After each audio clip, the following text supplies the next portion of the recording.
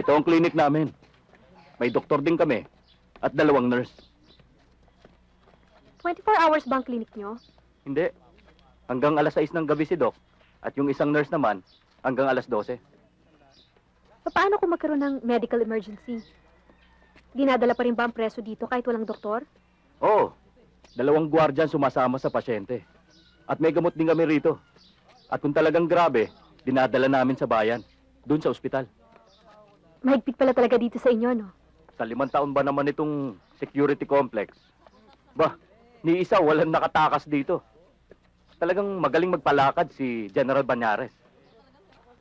Pwede ko ba ma-interview si Carlos Alejo? Oo, bakit hindi? Ikaw pa. Aleo, may dalaw ka. Si Mrs. Vergara. Anak ni Direktor.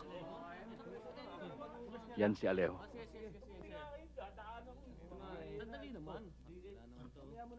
Yan. Pinalipat mo nga talaga eh. Andiyan pa rin. Sabi mo kasi naman, di ba kami? Walang, wala kayong, ano ba yung pag-iisip kayo? Ang bira. Patong nga ng yun. Basta, ayusin mo yan. Hindi nagsasalita yan. Abogado lang kinakausap niya. Magsasayang ka lang ng oras. Buti pa, lasit din. Kosa oh. Oh, pare, ikaw in-charge dyan sa paghugas. Oo, ako lang bahala riyan. Para lang. Tapos ka na ba kumain? Ma'am, excuse po. O kayo.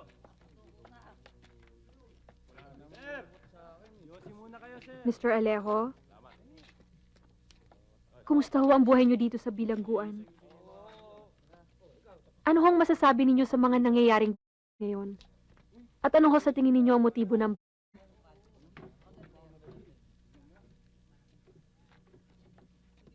Kung ayaw nyo hong magsalita,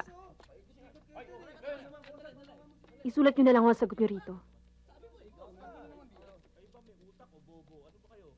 Inaalis ko nga kayo dyan eh. Di ba nyo naiintindihan? Lumipat nga kami. Di ba nakita mo naman? Pagsura ko. Init eh. Oo. Balik ka na pareha. Kung ayaw nyo talaga magsalita, wala akong magagawa. Tama nga si Lieutenant Orosa. Nag-aaksaya lang ako ng oras.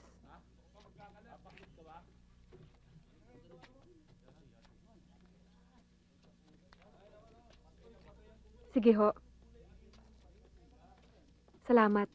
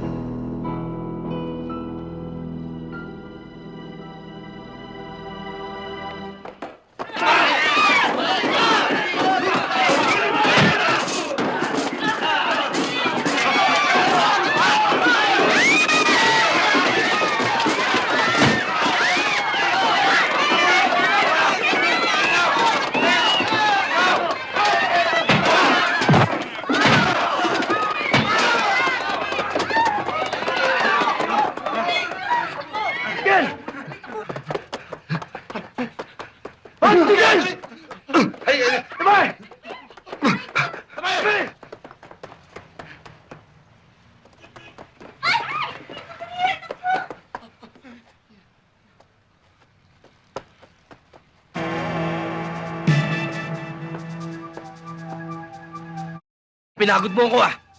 Kilala kita! Pareho ka lang namin nun ah! Aras!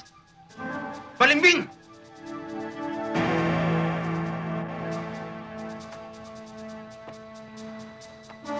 Sige! Sipat na!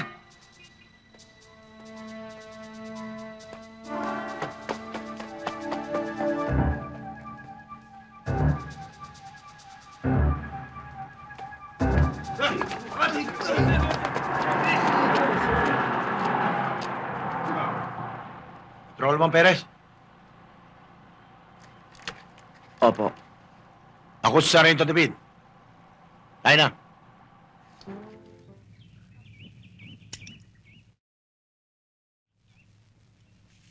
Kung hindi mo ginawa yun, hindi sana mangyayari to. Alam mo ba sagutin mo ang buhay na kasama mo? Sir, kung kayo nakakita kung paano pinatay si Willie at asawa niya, baka ganyan din ang ginawa niyo, sir. Sundalo ka! Hindi ka dapat nagpapadala sa damdamin mo! Ilang sibilyan na patay nyo? Sir, namatay sila sa gitna ng labanan, sir. Namatay sila. Kaya sundalo nakapatay sa kanila, sagutin mo pa rin yun! Sir, hindi sundalo, hindi rebelde ang nakapatay sa kanila. Ang nakapatay sa kanila, yung hayop! Karin yun ang klaseng katwiran yan! Ano ba pwede kita i-court martial because of that? Hindi court martial nyo! Puro naman yan alam nyo, court martial eh! Ano kasi mga opisyal, ha? Bago ka lang dito! Bago salta ka lang! Kami, pag namamatayan kami, matagal na namin kasama yan sa hirap at ginawa! Masakit sa amin nun! Ano kasi puro bite na buka ka lang nyo! Sundalo din ako! Kung ano suot mo yung uniform, yun din suot ko! Kung ano ang sakit na nararamdaman mo pag nawawalan ka ng kasamaan, yun din ang sakit na nararamdaman ko dahil sundalo din ako! Yes, sir! Iba dito sa Mindanao! Dito sa Mindanao, kailangan bakal ang puso mo! Bakal ang dibdib mo! Kailangan buo loob mo! Ah, ganun ba? Kaya ka nagdesisyon para ipakita sa akin na ikaw matapang dito, ha? Sige, ngayon, ipapakita ko sa'yo na hindi na ikaw matapang dito. Kung anong tapang mo, hindi ang tapang ko. Sige, magubad ka! Baka Sige! ma-stakit ako dyan, sir. Baka ma-stakit. Hindi off the record to! Sige! Sige, sir. Walang problema dyan. Kaya lang, baka magbago pa naman ang pag-iisip mo. Bibigyan pa kita na isa pang pagkakataon. Di ba, bade?